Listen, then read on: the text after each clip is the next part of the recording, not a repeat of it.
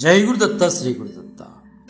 योपां पुष्पं वेद पुष्पवान् प्रजावान् पशुमान् भवति चंद्रमा वा अपां पुष्पं पुष्पवान् प्रजावान् पशुमान् भवति य एवं वेद योपामायतनं वेद आयतनवान् भवति अग्निर्वा अपामायतनम् आयतनवान् भवति यो अग्नेरायतनं वेद आयतनवान् भवति आपो वा अग्नेरायतनम् आयतनवान् भवति य एवं वेद योपामायतनं वेद ఆయతనవాన్ భవతి।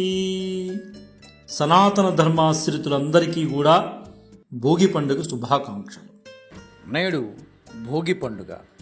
ఈ పండుగ దక్షిణాయనానికి ఆఖరి రోజు, అలాగే ధనుర్మాసానికి కూడా ఆఖరి రోజే అని చెప్పచ్చు।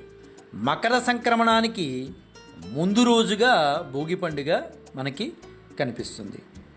అయితే ఈ భోగి పండుగ రావడానికి అనేక రకాలైన నిర్వచనాలు ఉన్నాయి।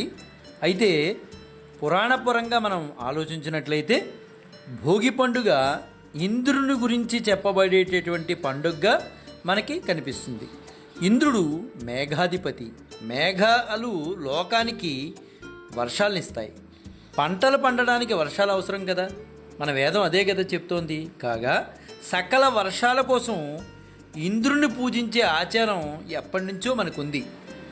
ఇట్టి పూజల వల్ల ద్వాపర యుగంలో ఇంద్రుడికి గర్వం విపరీతంగా వచ్చేసింది। అందుచేత అతనికి గర్వభంగం చేయాలని కృష్ణ పరమాత్మనికి తోచిందనమాట। ఇంతలో ఒకానొక భోగి పండుగ వచ్చింది। యాదవులందరూ ఇంద్ర పూజకు ఆయుత్తులయ్యారు। అంటే భోగి పండుగ నాడు ఏం చేస్తారనేది ఇప్పుడు అర్థమైందిగా, ఇంద్రుని యొక్క పూజ చేస్తారు అని మనకు అర్థమైంది। అప్పుడు ఆ గొల్లలతో కృష్ణుడు ఇలా చెప్పారు, మనం గోవులను మేపుకునే గొల్లలం, కర్షకుల వలె మనకి వర్షాలతో పని లేదు, మనం గోవులకి మేత ఇచ్చేది గోవర్ధన పర్వతం మీద పచ్చిక బయలు కాబట్టి మనం ఈనాడు గోవర్ధన పర్వతాన్ని పూజిద్దాం, వర్షాధిపతి ఇంద్ర పూజ జోలికి మనం వెళ్ళొద్దు అని చెప్పి శ్రీకృష్ణ పరమాత్మ గొల్లలకు చెప్తాడు। శ్రీకృష్ణుని ఈ మాటలకు గొల్లలు పరమాత్మే చెప్పినప్పుడు వాళ్ళు ఎందుకు అంగీకరించరు, చక్కగా అంగీకరించారు। ఇంద్ర పూజకి స్వస్తి చెప్పారు, గోవర్ధనగిరిని పూజించడాన్ని ప్రారంభించారు। ఇంద్రుడు ఇది తెలుసుకున్నాడు, అయ్యో నన్ను పూజించకుండా భోగి పండుగ రోజున గోవర్ధనగిరిని పూజిస్తారా, అతనికి కోపం వచ్చింది। తన మేఘాలు వదిలి పెద్ద వర్షం కురిపించాడు। ఆ జడివానలో తడిసి ముద్దయి గొల్లలు శ్రీకృష్ణునితో తమ గోడు చెప్పుకున్నారు। ఇంకా ఆగట్లా వర్షం ఎడాపెడా వచ్చేస్తోంది। అప్పుడు శ్రీకృష్ణుడు వెంటనే ఏం చేశారంటే గోవర్ధన పర్వతాన్ని ఎత్తి పట్టుకుని యాదవులకు అందరికీ వారి గోవులతో దానికి ఆశ్రయం కల్పించారు। తన వద్ద ఉన్న 7 రకాల మేఘాలను వదిలి ఇంద్రుడు చేసినప్పటికీ కూడా యాదవుల్ని ఏమీ చేయలేకపోయాడు। ఎందువలన పరమాత్మ యాదవుల పక్షానున్నాడు, పరమాత్మే ఆ కులంలో జన్మించాడు। అందువలన ఎటువంటి పరిస్థితుల్లో ఇంద్రుడు ఏమీ చేయలేకపోయాడు యాదవుల్ని।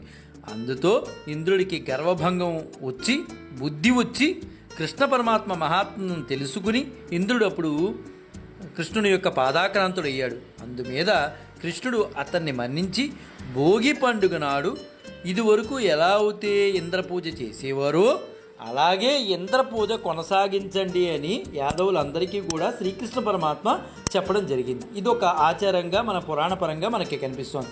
సంక్రాంతికి ముందు రోజున పెద్ద పెద్ద మంటలు వేస్తారు।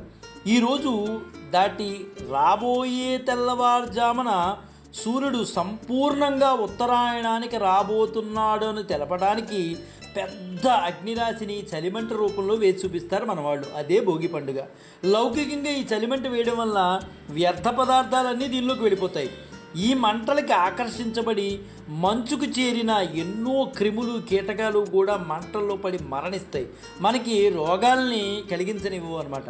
ఇక ఇక్కడ నుంచి క్రమక్రమంగా వాతావరణ ఉష్ణోగ్రత కూడా కొద్దిగా పెరుగుతూ వస్తుందని చెప్పడానికి కూడా భోగి మంట వేయటంలో ఒక రహస్యం అనేది ఉంది। పితృదేవతలు ఉధ్వలోకాలకి చేరడానికి మార్గం చూపించే దివ్య కాంతి ఈ భోగి మంటలు అని కూడా అంటారు. ఎందువల్లంటే దక్షిణాయనానికి చివరి రోజు కాబట్టి ఈ భోగి మంటలు వేసి ఊర్ధ్వలోకాలకి వెళ్ళడానికి వాళ్ళకి ఒక మార్గం చూపించే విధంగా ఉందని కూడా మన సంప్రదాయంలో చెప్తూ ఉంటారు. చిన్నపిల్లల నెత్తి మీద భోగిపళ్ళు వేయడం కూడా ఒక ఆచారంగా ఉంది. సంస్కృతంలో రేగిపండును అర్కఫలం అంటారు. అర్క అంటే సూర్యుడు, అర్థమే కాదు ఆకారంలో కూడా రేగిపండులాగానే ఉంటాడు ఆయన. ఆ రేగిపళ్ళని తల మీద పోస్తుంటే అవి ఆ పిల్లల శరీరం మీదుగా జాలువారి నేల మీద పడతాయి.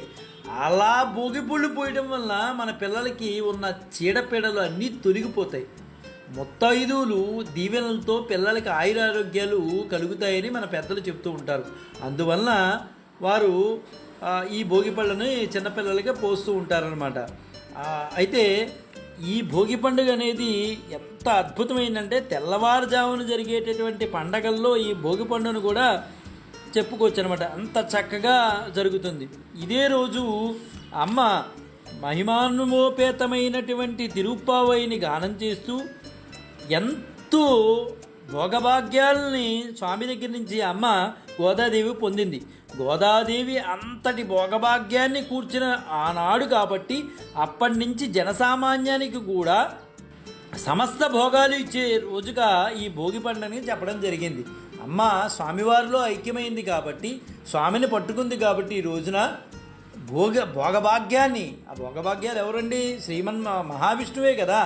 ఆయన్ని అమ్మ పట్టుకుంది కాబట్టి ఈరోజు భోగిగా ఒక విధంగా కూడా చెబుతూ ఉంటారు.